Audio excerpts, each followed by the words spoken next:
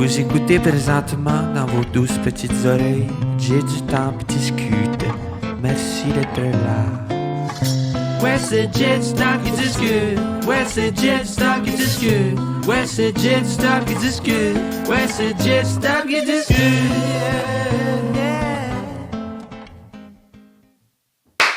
Oh, j'ai claqué fort. Claqué très fort. Hey, salut.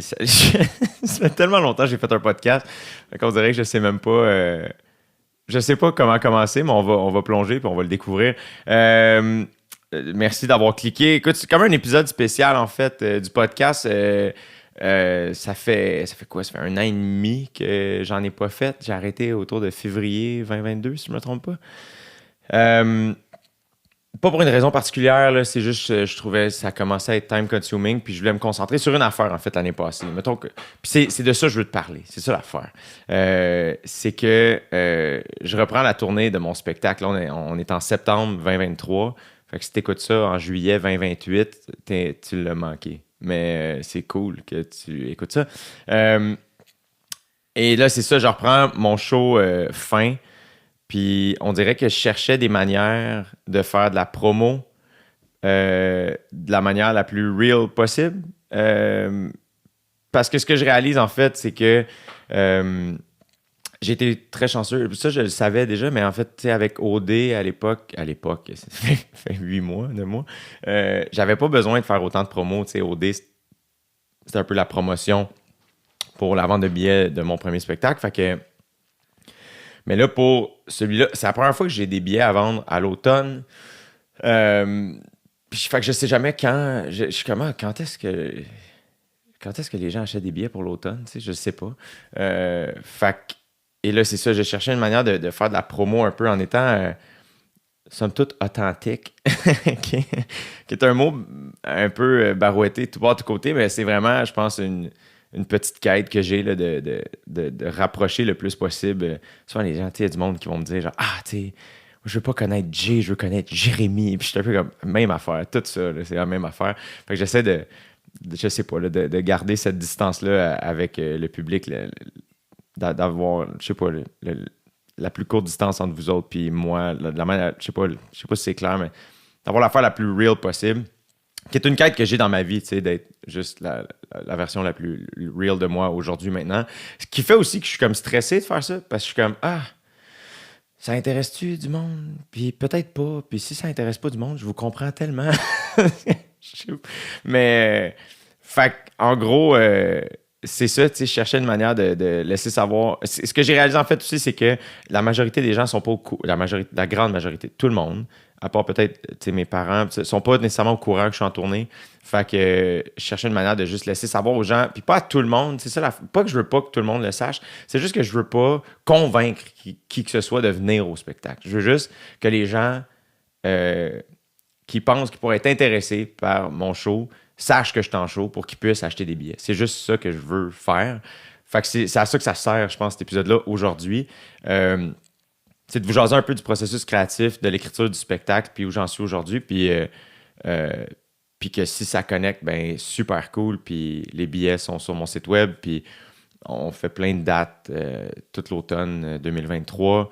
Bref, fait que c'est ça, là, c'est un épisode aussi un peu, je sais pas, pour vous donner des nouvelles, I guess, faut pas virer fou avec ça, mais ça me stresse un peu, juste parce que je suis comme, ah, je sais pas. Mais tout ça a commencé, mettons que je vous explique le processus créatif du show. On recule à OD dans l'Ouest. Donc, 2 saisons passées. Je reviens d'OD dans l'Ouest. Je sais que j'ai signé pour une prochaine saison d'OD. Donc, je sais qu'à l'automne 2022, je vais faire Occupation Double. Fait que j'ai dit à ma sœur, qui est ma gérante, « Hey, pendant l'année, on prend rien. Je vais écrire un spectacle de stand-up. » Parce qu'il y a peut-être du monde qui ne savent pas aussi que je fais du stand-up, puis depuis le début, ils pensent que je fais un show de musique, mais non. Je fais du stand-up et voilà. Fait que, et là, si on se remet en contexte, février 2022, les bars réouvrent. Et donc, le premier soir que le bordel, le Comedy Club, réouvre ses portes, c'est des portes très épaisses, là, tout ça. j'étais booké sur le show en me disant, ben, c'est la seule manière de commencer à écrire, c'est d'être obligé. Et la journée arrive, puis j'ai juste des idées d'écrites, mais rien de bon, puis je suis vraiment dans un mauvais mood. Je suis super nerveux. Et ça donne que mon ami Charles Pellerin, qui fait ma première partie souvent en tournée, passait dans mon coin, puis il est comme « Hey Jay, je pourrais passer dîner chez vous », tu sais. Fait que je suis comme « Parfait », et il passe, puis il a été tellement fin parce que j'étais tellement désagréable, parce que j'étais nerveux. Puis je l'ostinais à lui dire que j'étais pas capable de faire de l'humour.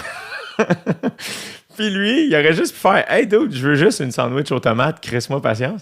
Mais non, il était juste tellement optimiste, puis fin, puis patient. Puis il a juste fait comme « Non, non, dude, c'est ta job, tu fais ça, faut juste que tu remontes sur scène. C'est quoi tes idées? » Puis on a parlé brièvement des 3 idées que j'avais à ce moment-là. Puis il m'a aidé à trouver un peu des pistes, puis je sais pas quoi. Puis le soir même, j'étais arrivé au bordel, puis je suis monté sur scène, puis j'étais vraiment nerveux. Puis à ce moment-là aussi, quand j'ai recommencé à écrire, comme quand j'étais arrivé au bordel, au départ, il y a beaucoup d'humoristes qui étaient comme « Oh, Jay, tu sais, crème, t'es revenu. » Beaucoup de gens qui pensaient...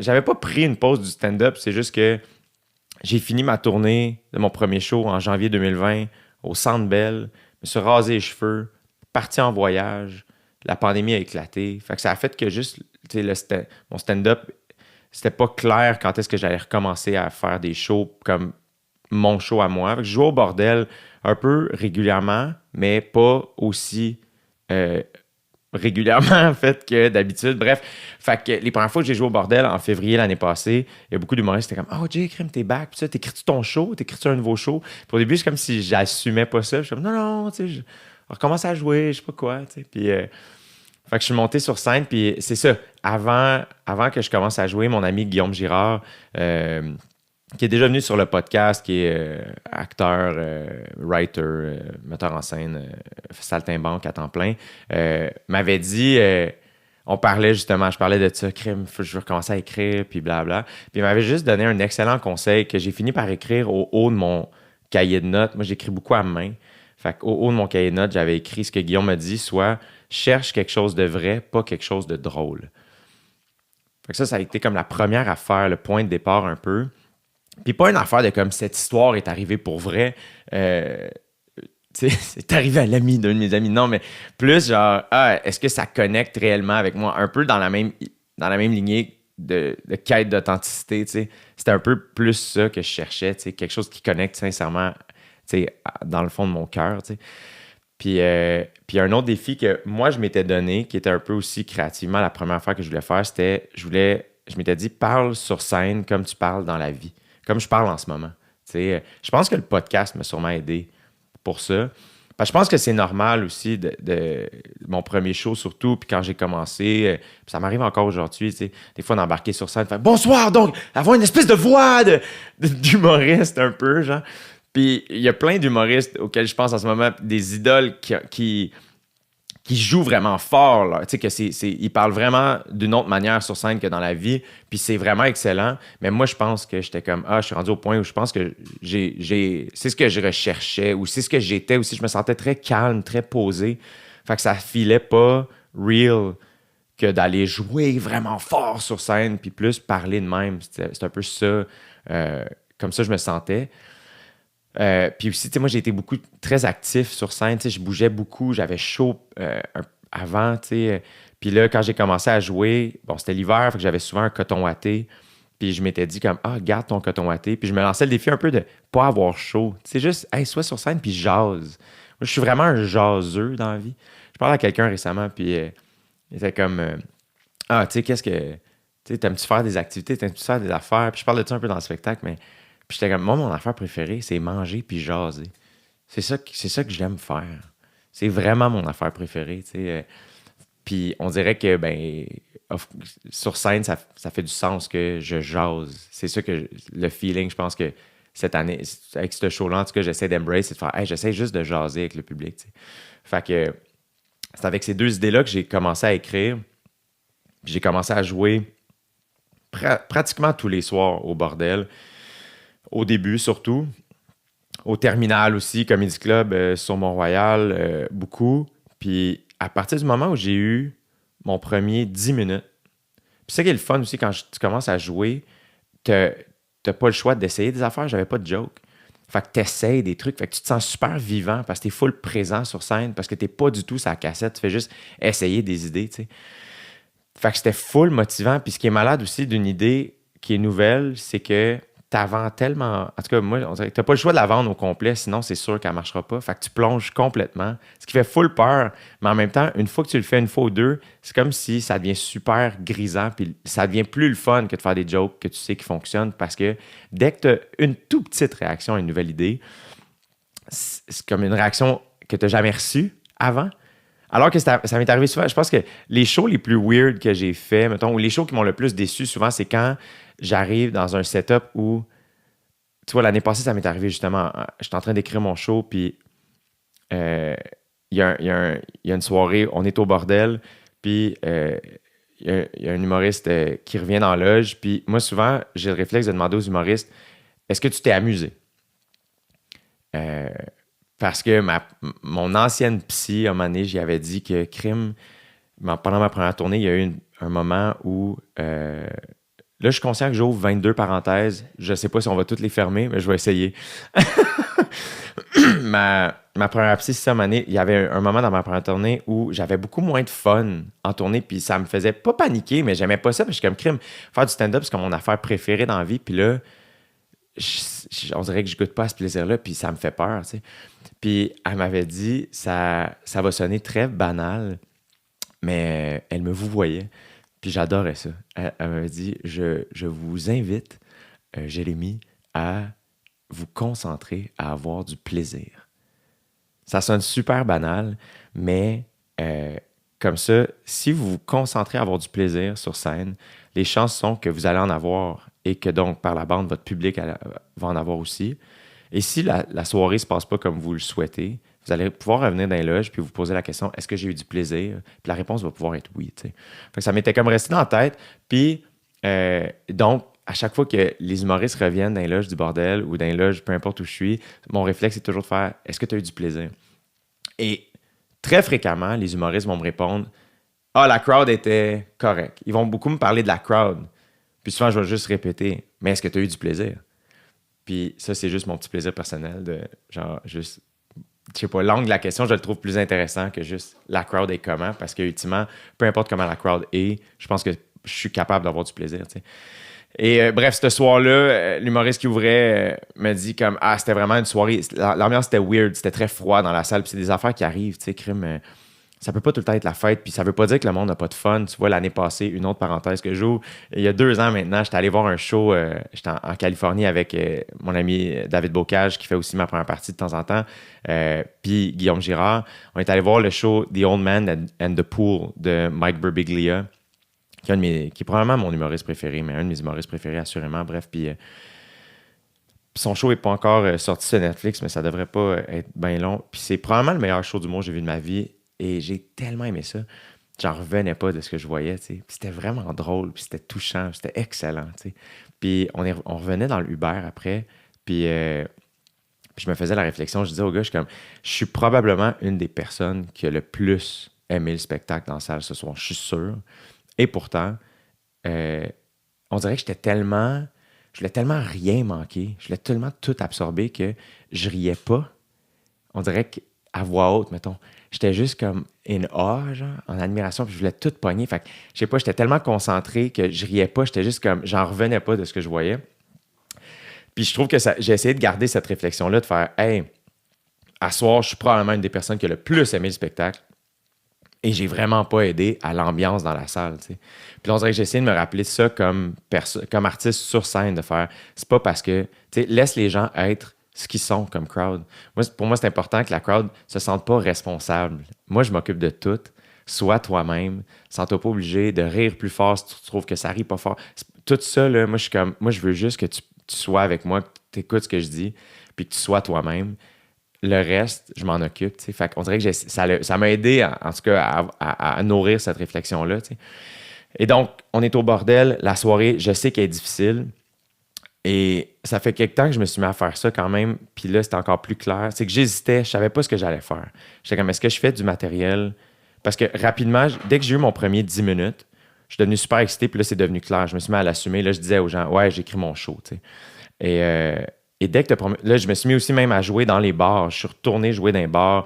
Tu sais, je suis retourné au jockey. J'ai joué à l'Abreuvoir. Ça faisait super longtemps que je n'avais pas joué là. Au Brouhaha, name it, là, tu sais, le Clay Bar, le West Shefford. Je me suis planté au Saint-Élie. À un moment donné. J'étais au pub Saint-Élie. Puis les humoristes sont tous fins. Je suis content d'être là. C'est la première fois que je joue là. Et il fallait que j'ouvre. Il fallait que je sois le premier sur le show parce que j'avais un autre spectacle après. J'allais jouer à Laval, si je ne me trompe pas. C'est au Brasseur des Moulins. Puis, et j'embarque sur scène au Saint-Élie. Puis, et je commence mon bit. Puis c'est le premier 10 minutes que j'ai écrit de mon show. Tu sais, là, je le sais qu'il fonctionne. Puis j'essaie juste de le fine-tuner, mais je l'aime. Puis, et je commence. Puis ça fonctionne vraiment pas. Et je t'ai rendu. Et ça, mettons, plus jeune, puis tu sais, ça fait juste 10 ans que je pratique ce métier, mais quand même, je vois maintenant l'expérience acquise, puis je vois une différence dans mon rapport à cette affaire-là. C'est qu'avant, mettons, si ça se passait pas bien, je paniquais plus. Puis c'est comme si tout mon bien-être puis mon bonheur reposait entre les mains du public, tu sais, face auquel je jouais, qui faisait en sorte que si le show allait pas bien, je n'étais pas de bonne humeur jusqu'à mon prochain spectacle, tu sais, puis ce qui n'est pas une manière de vivre. C'est pas le fun. Ça n'a pas de bon sens, mettons. Fait que.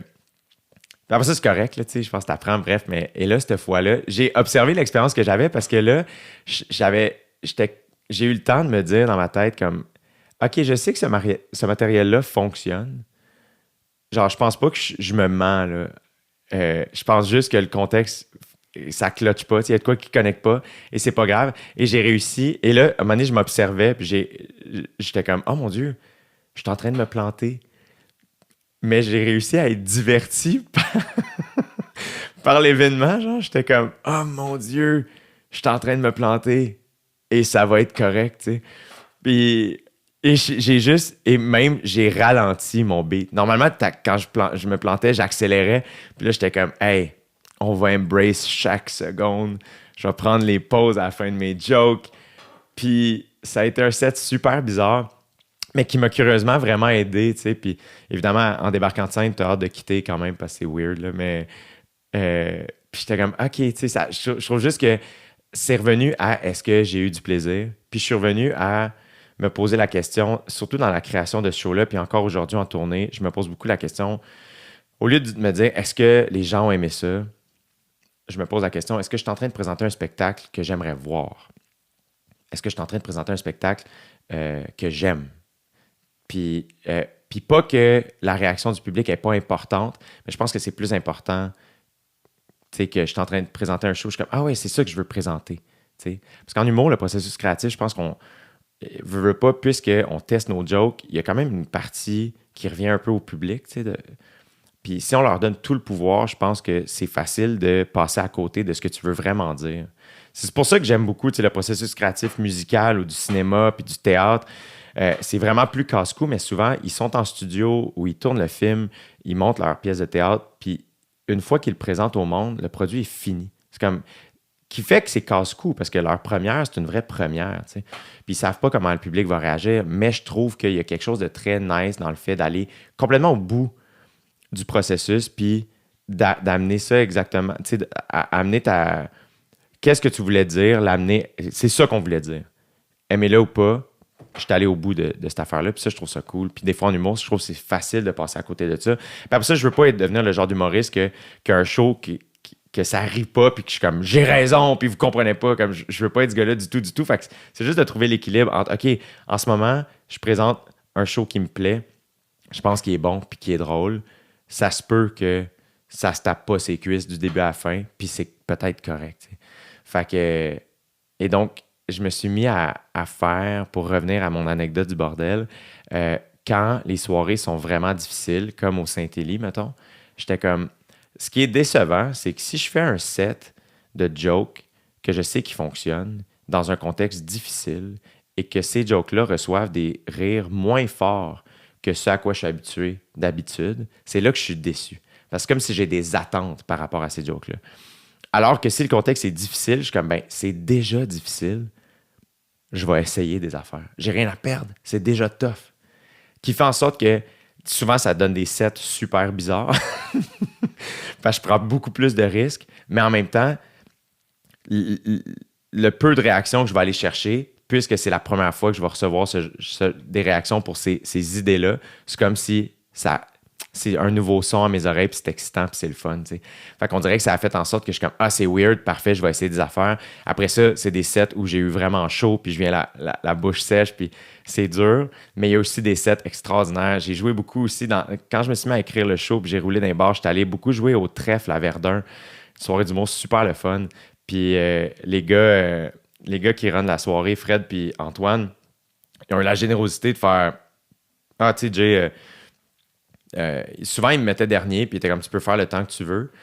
Puis j'étais comme, vous savez que je teste du stock, tu sais, fait que c'est un peu casse-cou de finir la soirée là-dessus. Puis ils sont un peu comme, ah, tu sais, fais ce que tu veux, il n'y a pas de trouble. Puis à un moment donné, justement, quand j'avais déjà un 10-15 minutes d'écrit, là, j'ai fait tout le circuit des bars avec ce set-là.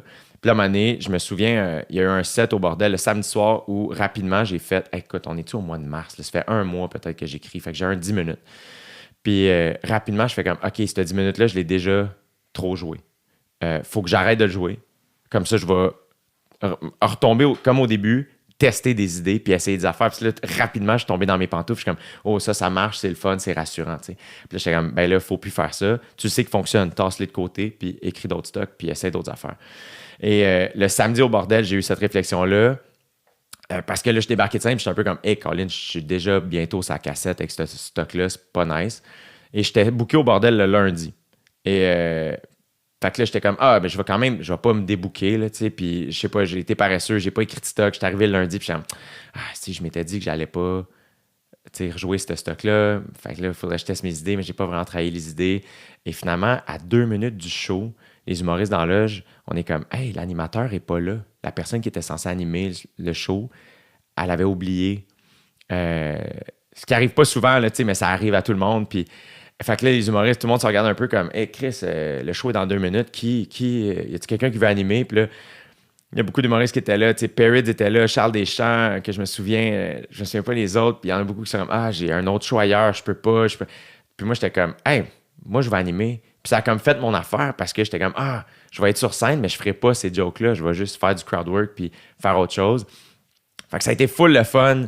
Puis si je me trompe pas, c'est la première fois que le fils à Dan Grenier, Édouard, il est tech au bordel. Puis je pense que c'est la première fois qu'il était tech tout seul. Normalement, il y avait quelqu'un qui l'accompagnait les premières semaines. Puis là, c'était le premier show qu'il faisait tout seul. Fait qu'on a vécu ça ensemble, lui et moi. Puis c'est vraiment cool. Puis fait que là, j'ai eu du fun sur scène. Puis après ça, la soirée au trèfle, c'était-tu le lendemain, je pense. Puis les gars m'ont écrit la journée même, mettons, à midi, faire « Hey, Jay, on a une cancellation à soir. Ça te tente-tu de venir jouer? » Puis là, j'étais comme « Hey, je me suis dit que je voulais écrire du nouveau stock. Je vais me mettre en danger. » Fait que je leur ai dit oui. Mais j'avais pas de stock de prêt, t'sais. Fait que là, j'ai passé toute l'après-midi à travailler des idées vraiment pas prêtes. Puis je suis arrivé avec plein de notes puis d'affaires. Puis encore une fois, ils ont fait « Hey, tu peux faire le temps que tu veux, pas de stress. » Puis je t'embarquais à la fin. Puis c'est un set tellement bizarre que j'ai fait. Les 50 personnes qui étaient à Verdun ce soir-là ont beaucoup trop d'informations sur ma vie, mais c'est un set que je me souviens beaucoup parce que j'ai essayé plein d'affaires. J'étais très aussi dans le moment. J'étais très comme, hey, aujourd'hui, j'essaye ces affaires-là, puis c'est là qu'on en est. Puis d'accepter le processus créatif. De faire, faut que j'essaie des trucs ce soir, ce qui va faire en sorte que je serai probablement pas le meilleur humoriste de la soirée, mais dans 6 mois, je vais avoir un show, puis ça va être nice, t'sais. Puis c'est un peu ça qui est arrivé. Fait qu'on dirait que j'étais comme content d'avoir ce mindset-là, puis d'un peu sortir de l'ego, de faire, les gens, qu'est-ce qu'ils vont dire? C'est comme, hey, c'est un processus créatif, faut que tu essaies des affaires, puis il faut que tu les essayes devant le monde, tu n'as pas le choix. Puis les gens sont fins. Les gens veulent pas que tu te plantes. Fait que les personnes présentes ce soir-là, ils m'écoutaient, puis ils étaient avec moi, puis même si tout était vraiment pas drôle, on a connecté, puis c'était vraiment... J'ai-tu fait une 20aine de minutes, mettons? Puis c'était super... Genre, j'en garde un excellent souvenir. Puis c'est des sets aussi qui réarrivent pas vraiment. C'est comme des sets magiques que tu peux pas full recréer, tu sais. Je me souviens... Kat Levac est venue faire ma première partie à un moment donné au printemps cette année, puis elle est débarquée de scène, puis elle était comme, c'était-tu correct? On dirait que j'allais tout bas de côté, c'était pas assez écrit. Puis moi, j'étais comme, hey, Kat, je pense que c'est un de mes sets préférés que je t'ai vu faire. C'est des sets super imparfaits, mais c'est tellement real que c'est cool d'avoir un show prêt, écrit, tu sais, parce qu'il y a de quoi de rassurant, puis il y a de quoi de. T'es comme, j'observe un morceau d'art poli, tu sais.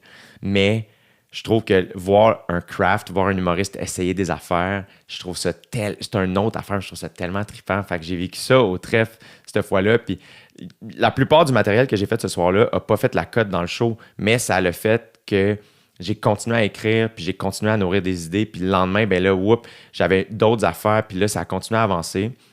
Et là, est apparu un deuxième 15 minutes. Et j'ai beaucoup ouvert pour Charles. À l'époque, Charles Pellerin avait un petit local bizarre dans Hochelag. Puis il y avait comme 16 personnes. C'était contribution volontaire. Puis j'allais beaucoup ouvrir pour lui, là, encore une fois, des sets particuliers, mais tellement real, puis tellement le fun. Puis je me sentais super vivant. Je rêvais beaucoup au spectacle. J'avais plein d'idées. J'arrêtais pas d'y penser. C'est des rides de char. Moi, en voiture, j'écoute tout le temps de la musique ou des podcasts. Et là, quand j'écrivais le show, la plupart du temps, j'écoutais rien en auto. Puis je pensais à mes idées, j'écrivais des jokes, je parlais à voix haute. Entre deux shows, un moment donné, je me souviens, je pars du bordel pour aller au brouhaha, puis en silence. Puis là, je suis comme, j'ai une idée de joke. Puis je suis arrivé tout de suite au brouhaha, puis je l'ai testé, puis elle a fonctionné. Puis elle a fonctionné pendant plusieurs mois. Puis tu vois, maintenant, elle n'est même plus dans le show, cette joke-là, bizarrement, parce que je sais pas pourquoi elle a comme fade out, mais c'est comme, c'est parfait. C'est ça le processus aussi, c'est de faire comme, il y a des. J'allais dire, il y a des étoiles filantes. C'est complètement quétaine. Mais c'est qu'il y a des idées qui restent, puis il y a des idées qui passent, puis il y a des idées qui perdurent, il y a des idées qui s'améliorent, puis il y en a d'autres qui meurent, puis tout ça, c'est correct. C'est comme de se détacher de ça. Bref, fait que. Et là, quand j'ai eu à peu près une demi-heure, à un moment donné, j'étais comme, là, je pense que j'ai besoin de faire des sets un peu plus longs, parce qu'à coup de 10 minutes, des fois, c'est tough un peu, c'est casse-cou. Puis là, je commençais à. C'est ça qui est drôle aussi, c'est quand je me suis mis à écrire le show, je savais pas de quoi allait parler le spectacle, tu sais. C'est comme si je l'ai découvert. Tu vois, en avril l'année passée, avril 2022, mon psy, donc pas mon ancien psy qui me vous voyait, mon nouveau psy avec qui on se tutoie, nouveau, là, ça commence à faire un bout que je vois, bref, il m'a dit, je sais pas si tu as remarqué, mais depuis janvier, on se rencontre plus régulièrement qu'à l'habitude. Puis j'ai dit, comme tu vois, c'est drôle, c'est que j'ai commencé à écrire mon show. Puis j'ai l'impression que la conversation qu'on a ici m'aide à créer le spectacle. Même si c'est pas verbatim ce qu'on se dit qui devient dans le show, mais on dirait que les thèmes qu'on aborde puis ce que je travaille avec toi, on dirait que là, je suis en train de l'amener sur scène puis j'aime vraiment ça, tu sais. Puis je savais pas comment il allait recevoir ça. On dirait que c'est la première fois que je disais ça à un psy, tu sais.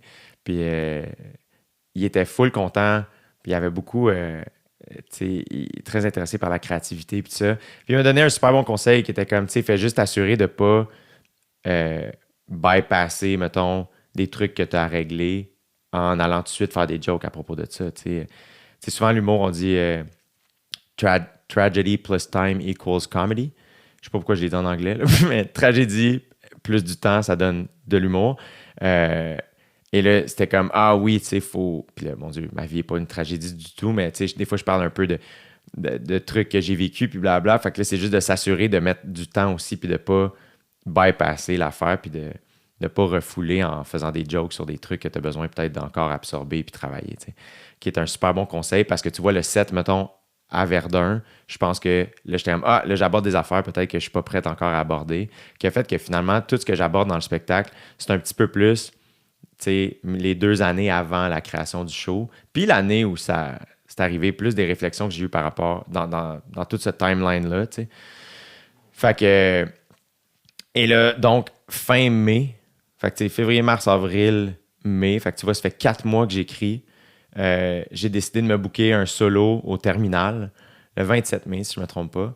Et je me souviens pas la dernière fois que j'ai été nerveux de même pour un show, parce que ça faisait... 2 ans, ça faisait... En fait, c'est la première fois que je faisais un show solo depuis ma première tournée, fait que c'était super stressant et je savais pas combien de temps que j'avais de matériel. Je savais que j'avais à peu près, une demi-heure, mais là, c'est comme, j'ai invité Charles puis Dave à venir faire mes premières parties, puis j'étais comme, faites au moins 15-20 chaque parce que je sais pas combien de temps je vais faire.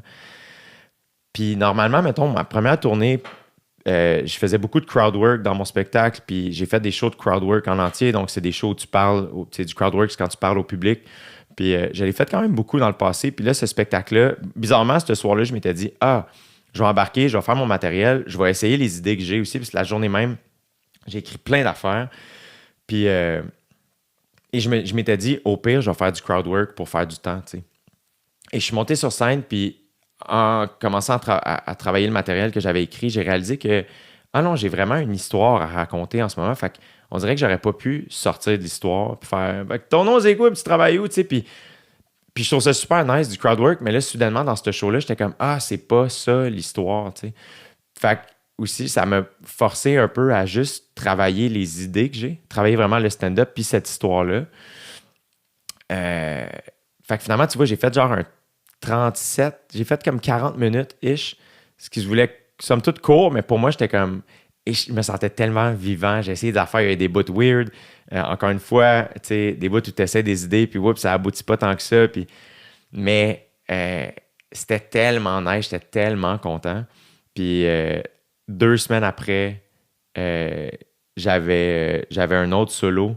Cette fois-là, au trèfle. J'avais loué le trèfle à Verdun. Je pense que j'en faisais 2 fois dans la même semaine.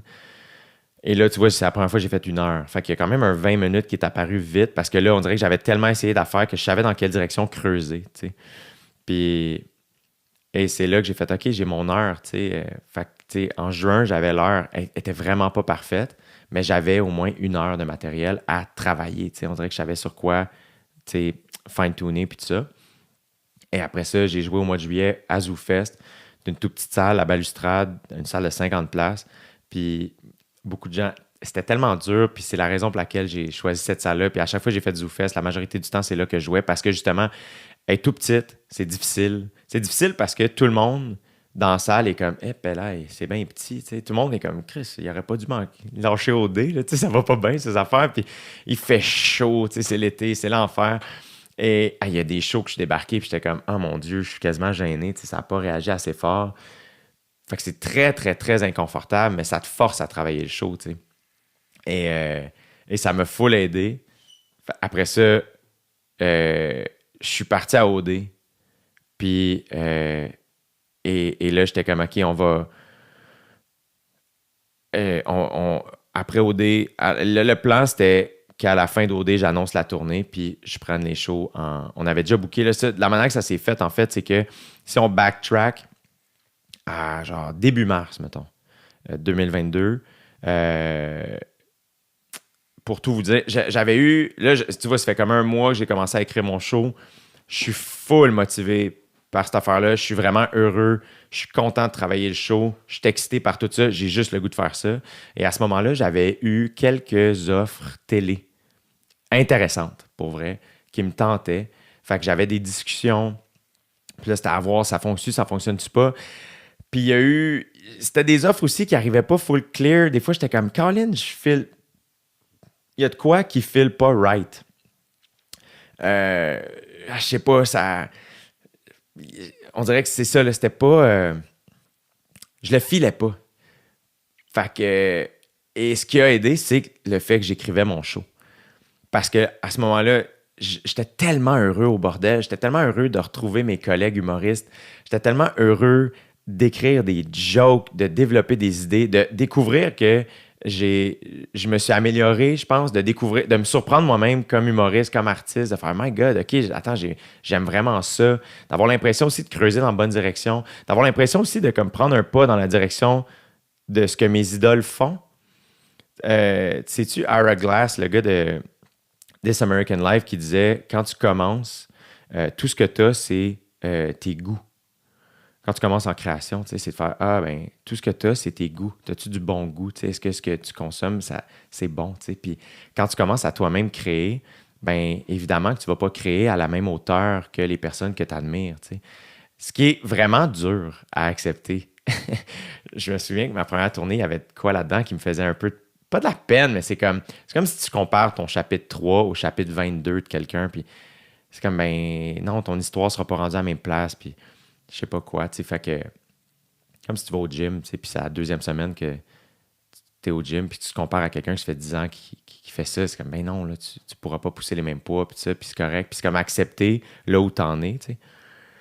Puis que de l'expérience, ça s'achète pas. Il faut juste en faire, puis en faire, puis en faire. Bref, fait que... Et là, c'est comme si ce show-là, j'ai réalisé que je suis comme, je suis vraiment pas à la hauteur des Mike Birbiglia de ce monde, mais j'étais comme, on dirait que je prends un pas dans la direction qui m'inspire tellement, tu sais, de ces artistes-là, de ce qu'ils font, puis de leur art, puis de leur manière de créer, puis de faire du stand-up. Fait que, et donc, ça a fait en sorte que j'étais, à un moment donné, ça a juste nourri la bonne réflexion, puis j'ai fait, hey, je le feel pas, les shows télé, même si c'est fucking nice, puis c'est des projets que j'aurais aimé faire, on dirait qu'il y a de quoi dans les offres que je trouve pas clean, que j'aime pas, je le feel pas.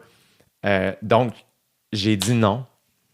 Ce qui est super plate, mais ce qui est aussi genre, hey, partie remise, on va se recroiser, tu sais, j'ai pas de doute. Puis, je me souviens même que fait que j'ai dit non aux deux, trois trucs qui étaient hanging un peu. Puis, et je me souviens, j'étais sur la rue Saint-Laurent.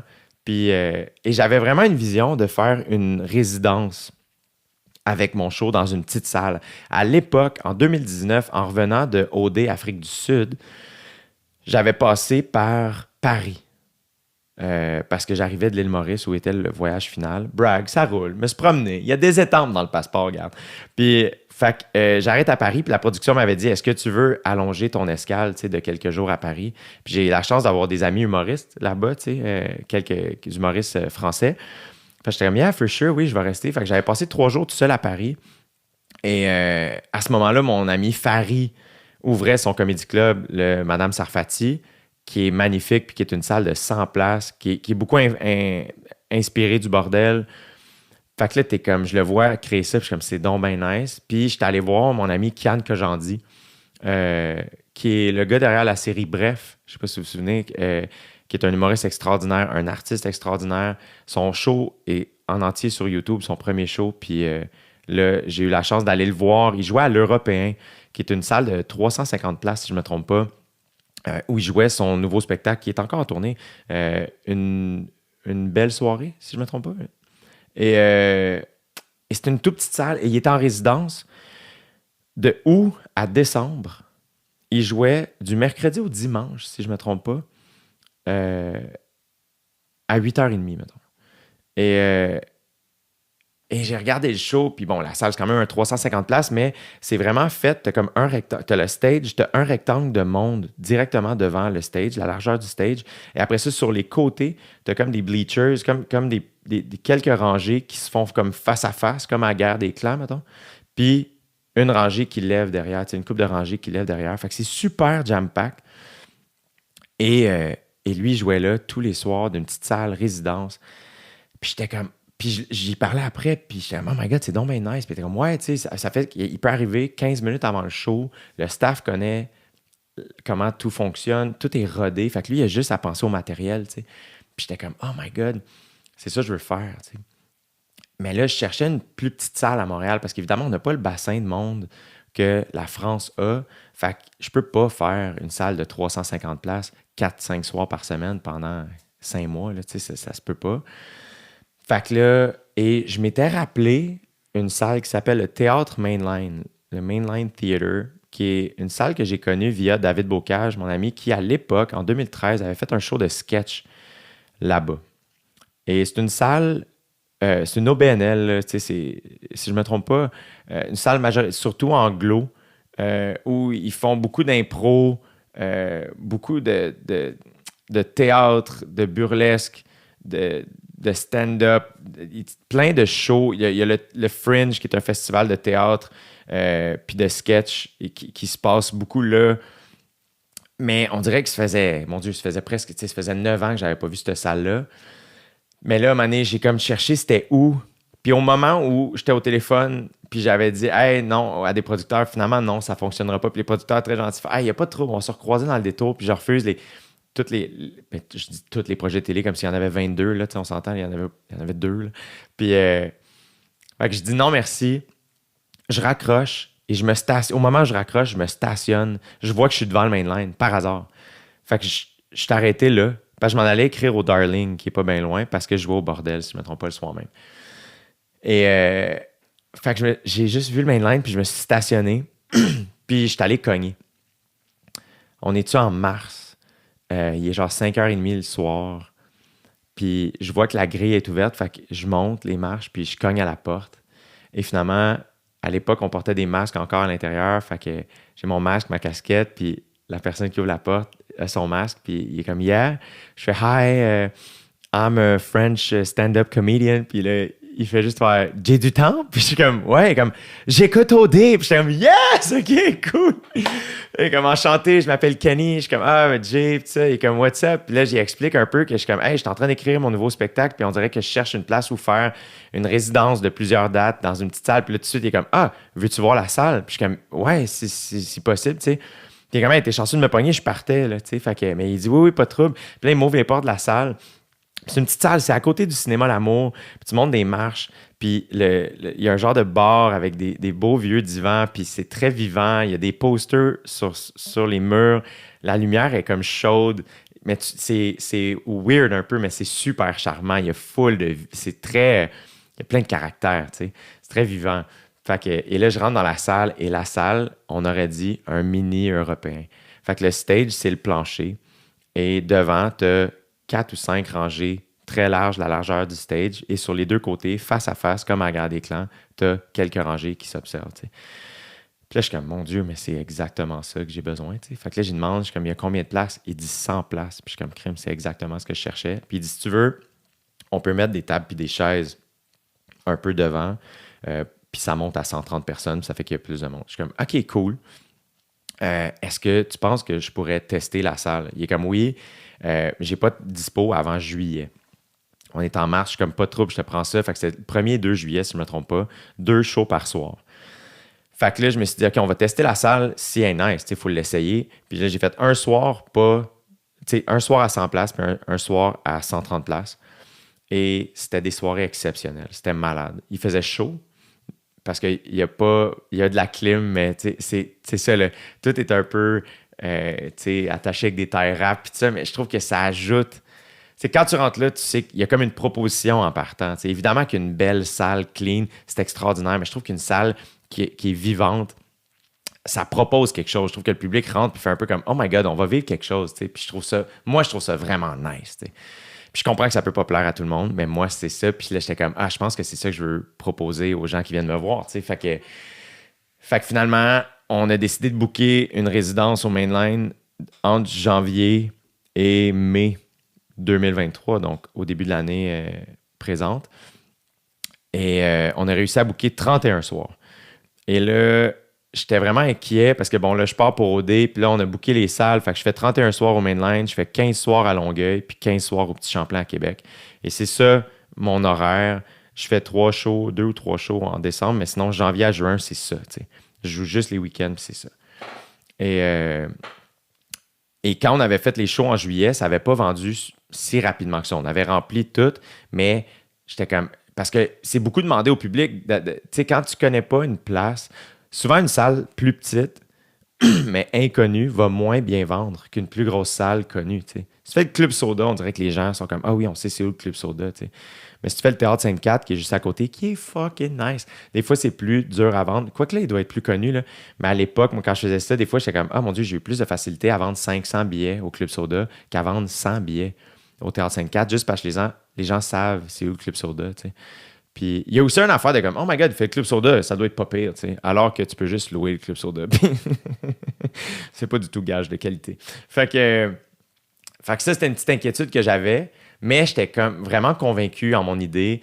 Même chose pour l'affiche, tu sais, souvent les gens sont comme « Ah, ça prend le visage de l'artiste sur l'affiche, tu sais, c'est plus clair pour le public, puis tout ça. » Puis je sais qu'ils ont raison, mais c'est peut-être que je suis un peu en confrontation, je sais pas quoi, mais on dirait que je suis comme on dirait que j'avais une vision de l'affiche du show qui était une illustration. Je sais pas pourquoi, mais j'étais comme on dirait que c'est nice de travailler avec d'autres artistes, je trouve. Fait que là, j'ai écrit à une amie, en fait, qui m'a référé, Marianne Plaisance, pour ne pas la nommer, qui est ultra talentueuse, là, elle fait du contenu, puis elle redécore des affaires. Elle est vraiment nice. Puis c'est la fille qui faisait mes affiches avant. Là, elle a plus le temps pour faire ça, ce qui est super cool. Puis elle est vraiment talentueuse, c'est fou là, ce qu'elle fait. Fait que là, j'y ai écrit, hey, je chercherais des illustrateurs pour faire mon affiche si jamais tu as des idées. T'sais. Puis là, elle m'a envoyé une liste d'artistes d'ici, puis dont Benoît Tardif, que je connaissais pas personnellement, mais quand je suis allé voir son Instagram, j'étais comme « Oh shit, oui, je reconnais sa signature, je reconnais des affiches que j'ai déjà vues qu'il a faites. » Puis il avait jamais fait de show d'humour, si je ne me trompe pas. Il avait fait beaucoup des affiches pour des restos, des livres, des bières, puis tout ça. Fait que j'y ai écrit et on s'est parlé pendant que j'étais en Martinique pour OD. On a eu un meeting, puis on s'est jasé sur Zoom. Puis, puis j'ai un peu expliqué, j'ai envoyé mon show que j'avais capté ça avec mon cell, ce qui est un peu poche, puis super stressant. Là. Je suis comme, tu sais, je l'avais joué au bordel pendant l'été, mon show solo, puis là, j'avais un peu une idée en tête. J'étais comme, je pense que le show va s'appeler Fin. On dirait que ça a été un titre de travail qui est apparu vite, puis j'ai jamais été capable de trouver une autre idée. Juste, j'étais comme, je pense que c'est de ça que je parle. Puis c'est comme ça qu'on me décrit souvent. Fait que ça marche. Je parle de la fin, de relations. C'est beaucoup ça, le thème du spectacle. Puis on me dit souvent que je suis fin. Fait que j'étais comme, le petit double, le petit jeu de mots, je sais pas quoi. Je trouve que ça marche. C'est simple, ça marche. Let's go, tu sais. Puis, fait que Puis après ça, Benoît m'est revenu avec une couple de propositions. Pendant que j'étais au Maroc, je me souviens donc au voyage final d'Eau des Martiniques, je suis sur le bord de la piscine, brag, ça roule. Puis j'en reçois un courriel de lui, puis ça fait comme une couple de semaines que j'attends, tu sais, qu'il m'envoie des propositions. Puis là, je vois ces 4 propositions, je suis comme, oh mon Dieu, c'est tellement excitant, tu sais. Puis finalement, on en a choisi une, puis il a mis des couleurs dessus, puis c'était encore plus beau que ça à quoi je m'attendais. J'en revenais pas comment je la trouvais nice, l'affiche. Puis c'est comme cool, parce que là, vu que c'est pas moi qui est sur l'affiche, je peux dire que je trouve mon affiche fucking belle, parce que si c'est ta face, puis c'est correct, là, c'était une très bonne estime de toi, puis t'es comme, yo, mon affiche est fucking belle, puis c'est toi qui es dessus. Comme, je suis vraiment content pour toi, puis c'est super, puis t'es dans la bonne direction. Je suis pas rendu là encore, mais je travaille là-dessus. Fait que là, l'affiche était là, puis ça. Fait que, on a décidé d'annoncer donc la tournée à la finale d'OD. Et finalement, ce que j'ai trouvé complètement sick, c'est que les gens ont acheté des billets au théâtre Mainline sans savoir c'était où. Fait que c'est tellement généreux, je trouve, de la part du public de faire comme, OK, attends, je vais googler, c'est où? OK, parfait, on le fait. Puis qui arrive là la journée même, puis de faire comme... pas ici, puis d'arriver en haut, puis faire qu'est-ce ici, OK, puis de s'asseoir dans la salle, puis être comme tabarnouche, OK, puis mais après ça, je pense que la plupart des gens ont compris pourquoi le spectacle était là. C'est un spectacle qui est full intime. J'étais au centre de la pièce. Il y a quelque chose de très, j'étais très conscient que j'étais le seul qui parlait. Pardon. J'étais très conscient que, je sais pas, je pense aussi que j'ai beaucoup... je sais pas si c'est un heureux mélange de maintenant, je sais c'est quoi une tournée, tu sais. La première tournée, t'es tout le temps en train de faire comme, OK, what's next? On grossit, on finit au Centre Bell, let's go, tu sais. Puis je savais que j'étais chanceux de vivre cette tournée-là, évidemment que je le savais. Mais là, on dirait que puisque je repartais en tournée, peut-être après la pandémie aussi, j'étais comme, quelle chance de pouvoir pratiquer mon métier puis que les gens se déplacent. Tu sais, quelle chance, ça se peut comme pas. Tu sais, c'est tellement généreux de votre part. Puis je comprends que c'est une transaction, je vous offre quelque chose en retour, mais moi, dans ma tête, je le fais aussi beaucoup pour moi. Fait que c'est là où je pense que je suis comme, moi, j'ai écrit cette affaire-là parce que j'ai besoin de m'exprimer. Puis évidemment, le souhait, c'est que ça connecte avec vous autres. Tu sais, c'est vraiment ça le but. Fait que c'est pas juste pour moi que je fais ça, évidemment, c'est aussi pour le public. Mais puisque c'est une démarche très personnelle, en tout cas, tout ça, là, mais là, de voir les gens s'organiser, se déplacer. Je me souviens d'un show à Québec où je suis sur scène, puis au Petit Champlain, qui est un théâtre magnifique. C'est tellement nice. Mais les gens sont vraiment proches du stage, puis le stage est haut. Fait que moi, les gens sont comme à côté. C'est le coude sur le stage. Ça veut dire que ils ont ma rotule d'en face. T'sais. C'est proche. Fait que j'ai le réflexe de me tenir un peu plus reculé sur scène pour être moins intimidant. T'sais. Chose qu'au mainline, mettons, je ne vais pas puisque le stage, c'est le plancher. Mes yeux sont très à la hauteur du public. T'sais, je trouve que le rapport avec le public est plus égalitaire. Même chose, là, tu vois, je vais jouer au Jésus à Montréal, qui est sur Bleury, près de Sainte-Catherine, près de l'ancien Musique Plus. Là. Une salle extraordinaire de 425 places. qui est faite en forme d'arène. Fait que le stage aussi est très bas et la foule est comme face à toi, un peu en rond, comme le bout d'une glace, tu sais, le bout de l'aréna, ou tu sais, le Colisée, mettons, de Rome. Et je dis ça, je suis jamais allé, mais j'ai vu des photos. Puis qui fait aussi que tu regardes le public, tu sais, dans les yeux. Puis je trouve que ce rapport-là est très, très le fun. Tu sais, moins comme moi qui est haut puis qui regarde le public de bas ou qui regarde un balcon, tu sais, dans les airs. Puis pas que c'est désagréable, c'est d'autres rapports, mais j'aime ce rapport-là égalitaire avec le public, tu sais. Puis... Et bref, donc je suis au Petit Champlain, puis il y a une dame, tu sais, peut-être de l'âge de mes parents, là, tu sais, et qui est assise devant, puis il y a 3 dudes, là, 3 gars, tucs, barbe, 2 qui ont le même coton ouaté, puis sont vraiment assis comme relax, puis ils me regardent, puis ça rit pas, mettons, là, tu sais. Et là, moi, je tombe dans ma tête, mais je fais le show, mais dans ma tête, je suis comme, oh mon Dieu, ces gars-là me détestent. Je suis en train de me ridiculiser. Je suis ridicule. Dans le fond, c'est ridicule. Puis, et là, il rit tellement. Et là, à un moment donné, il y a un des gars qui se met à rire, mais pas sur le bon beat. Genre, pas avec moi, pas avec les jokes. Puis là, je suis comme, oh mon Dieu, il rit de moi. Je suis juste insécure, mettons, à ce moment-là. Puis là, je vois que la dame, elle y parle un peu, puis elle rit aussi, je sais pas quoi. Puis là, je suis comme, qu'est-ce qui se passe? Je suis à un point où je suis comme, je pense que j'ai ma fly est ouverte. Comme, je pense que j'ai quelque chose que je vois pas, tu sais. Puis là, je suis dans ma tête, je suis comme, mon Dieu, mais c'est ridicule, dude. Fais juste accuser, tu sais, parce que tu peux pas vivre le show de même. Fait que je finis par faire, hey, excuse-moi, qu'est-ce qui se passe en avant? Puis le gars, il fait, hey, je suis tellement désolé, c'est parce que j'ai loquette. Et là, je suis comme, hey man, je pensais que j'avais la fly ouverte, puis que tu riais de moi, tu sais. Puis, fait que là, ça a comme tout détendu l'atmosphère. Puis j'ai un peu demandé, j'étais comme, anyway, je comprends pas votre groupe, tu sais. Puis là, la dame, toute contente de me dire, c'est mes 3 garçons. Et je leur ai donné ça à Noël. C'est mon cadeau de Noël que je me suis fait à moi. Je nous ai offert des billets pour ton show. Puis ça se veut tellement gentil. Mettons, je suis comme, c'est tellement fin. Cette madame-là, son cadeau qu'elle s'offre à elle, c'est de passer une soirée avec ces 3 gars pour venir voir mon spectacle. Ça se peut-tu? Mais moi, évidemment, ce que j'ai répondu, je suis comme, ah mon Dieu, que vous 3, les gars, ça vous tente pas d'être ici. C'est comme, c'est pas... Mais ça se veut une joke, puis c'est léger, puis on en rit un peu, puis je suis comme, c'est quoi l'affaire des 2 mêmes coton ouaté? Tu sais, genre, ça, c'était-tu le cadeau de l'année passée? Puis les gars sont comme, c'est exactement ça. Notre mère nous avait donné le même coton ouaté, les 3, puis notre autre frère, il a oublié de le mettre, tu sais.